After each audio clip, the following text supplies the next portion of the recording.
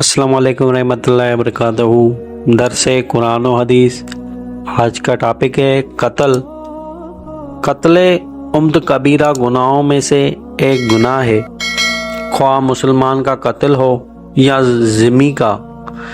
इस्लाम हर कलमागू मुसलमान के खून को दूसरे मुसलमान के लिए हराम करार देता है।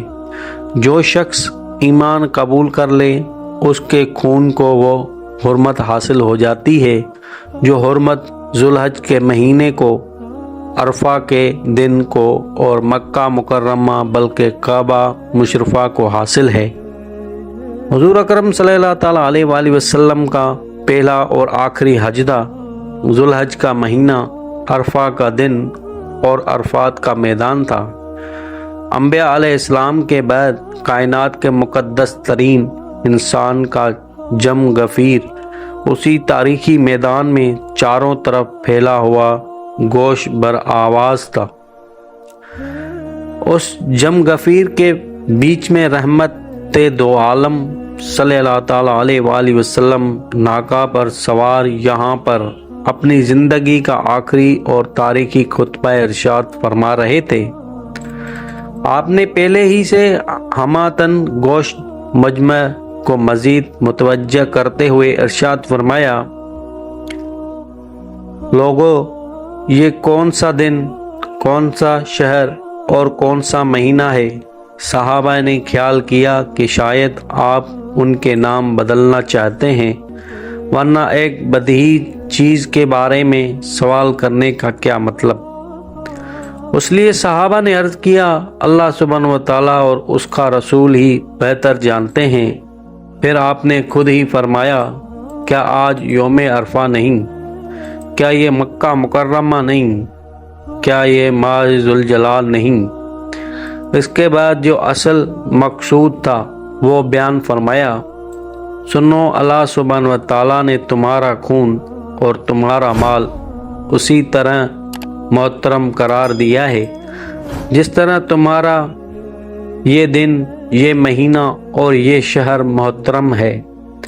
इसके बाद कदसियों के मुजमे से सवाल किया, क्या मैंने तुमको अल्लाह सुब्हानहू व तआला का दीन पहुंचा दिया।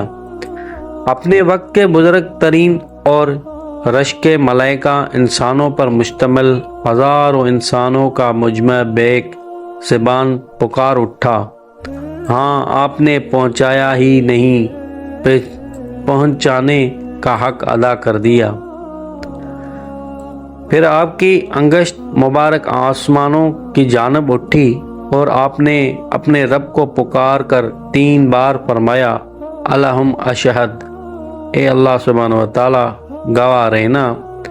इसके बाद आप दोबारा मजमे की तरफ मुतवज्जा हुए और फरमाया, देखो, मेरे बाद का काफिर ना बन जाना कि तुम मुसलमान होकर आपस में एक दूसरे की गर्दनें मारने लगो। हुजूर अकरम सल्लल्लाहु ताला अलैहि वसल्लम के चहीते सहाबी और आपके मुत्तबना हज़रत ज़ैद बिन हारिसा रज़ियल्लाहु अन्हु के बेटे हज़रत उसामा रज़ियल्लाहु ताला अन्हु ने हुजूर ही के हुक्म से जब कबीला जहीना पर हमला किया तो उनमें से एक शख्स ने ला इलाहा इल्लल्लाह पढ़ना शुरू कर दिया। हज़रत उसामा ने समझा कि ये शख्स महज जान बचाने के लिए कलमा पढ़ रहा है और बज़ाहिर था भी ऐसा ही, इसलिए आपने उसे कत्ल कर दिया। जब ये लश्कर मदीना वापस आया और आने हज़रत सल्लल्लाहु ताला अलैहि वसल्लम को सारे वाक़ये की इत्तला मिली तो आपने फरमाया, क्या तुमने उसे ला इलाहा इल्लल्लाह कहने के बावजूद कत्ल कर दिया। हज़रत उसामा ने अर्ज़ किया, या रसूलल्लाह सल्लल्लाहु ताला अलैहि वसल्लम, वो तो जान बचाने के लिए कलमा पढ़ रहा था। आपने फिर भी फरमाया, अरे तुमने उसकी ज़बान से ला इलाहा इल्लल्लाह सुनने के बावजूद उसे कत्ल कर दिया। उसामा कहते हैं, आपने ये बात इतनी बार इरशाद फरमाई कि मैं तमन्ना करने लगा, ए काश मैंने आज से पहले इस्लाम कबूल ना किया होता, यानी काश ये अमल मुझसे कबूल इस्लाम के बाद नहीं बल्कि ज़माना कुफ्र में सादर हुआ था। अगर ये शख्स मुसलमान था भी تو چند لمحوں کا مسلمان نے تھا، اس نے حال ہی میں اسلام قبول کیا تھا، مگر چند لمحوں کے مسلمان کے قتل کو بھی آپ نے برداشت نہ فرمایا۔ اس سے ان لوگوں کی سنگ دلی اور شقاوت کا اندازہ لگا لیے جو 60 اور 70 سال کے مسلمان کا خون بہانے سے بھی نہیں چوکتے، بلکہ آج کل تو علماء حق کے قتل کا سلسلہ بھی چوروں پر ہے، حالانکہ انبیاء اور اصلاح کو قتل کرنا یہود جیسی لعنتی قوم کا شیوہ ہے۔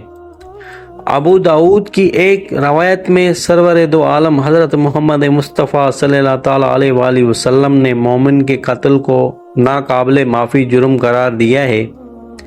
حضرت ابو درداء رضی اللہ عنہ کہتے ہیں، میں نے رسول پاک صلی اللہ تعالیٰ علیہ وآلہ وسلم کو فرماتے ہوئے سنا، امید ہے کہ اللہ سبحانہ و تعالیٰ ہر گناہ معاف فرما دے گا سوائے اس شخص کے جس کا حالت شرک میں انتقال ہو، یا وہ مسلمان جس نے دوسرے مسلمان کو جان بوجھ کر قتل کیا۔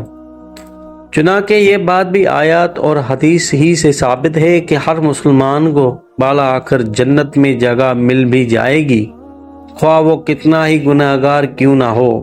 اس لیے علماء نے مذکورہ بالا حدیث کے بارے میں پہلی بات تو یہ فرمائی ہے کہ مسلمان کے قتل کو اللہ سبحانہ و تعالیٰ اس وقت تک معاف نہیں فرمائیں گے جب تک کہ مقتول خود اپنے قاتل کو معاف نہ کرے۔ دوسری بات یہ کہی گئی ہے کہ یہ وعید ان لوگوں کے بارے میں ہے جو کسی مسلمان کے قتل کو جائز سمجھتے ہیں۔ نسائی میں حضرت عبداللہ بن عمر رضی اللہ تعالیٰ عنہ سے روایت ہے کہ نبی کریم صلی اللہ تعالیٰ علیہ وآلہ وسلم نے فرمایا، اللہ سبحانہ و تعالیٰ کے نزدیک پوری دنیا کا ختم ہو جانا ایک مسلمان کے قتل کے مقابلے میں زیادہ آسان ہے۔ مسلمان کو قتل کرنا تو بہت بڑی بات ہے، مسلمان پر صرف ہتھیار اٹھانے والے کے بارے میں بھی ایسی شدید وعید آئی ہے کہ اسے سن کر ایک مسلمان کے رونگٹے کھڑے ہو جاتے ہیں۔ صحیح بخاری میں حضرت عبداللہ بن عمر رضی اللہ تعالیٰ عنہ سے روایت ہے کہ نبی کریم صلی اللہ تعالیٰ علیہ وآلہ وسلم نے فرمایا، جس نے ہمارے اوپر ہتھیار اٹھایا وہ ہم میں سے نہیں ہے۔ حدیث کے علاوہ قرآنی آیات کا مطالعہ کریں تو ان میں بھی مومن کے قتل کی شدید مذمت کی گئی ہے، بلکہ جتنے سخت الفاظ مومن کے قاتل کے بارے میں استعمال کیے گئے ہیں شاید کسی بھی دوسرے گناہ کے مرتکب کے بارے میں استعمال نہیں کیے گئے۔ سورہ نساء میں ہے، جو شخص مسلمان کو قصداً قتل کرے گا تو اس کی سزا دوزخ ہے جس میں وہ ہمیشہ جلتا رہے گا، اللہ سبحانہ و تعالیٰ کا اس پر غضبناک ہوگا اور اس پر لعنت کرے گا، اور ایسے شخص کے لیے اس نے بڑا سخت عذاب تیار کر رکھا ہے۔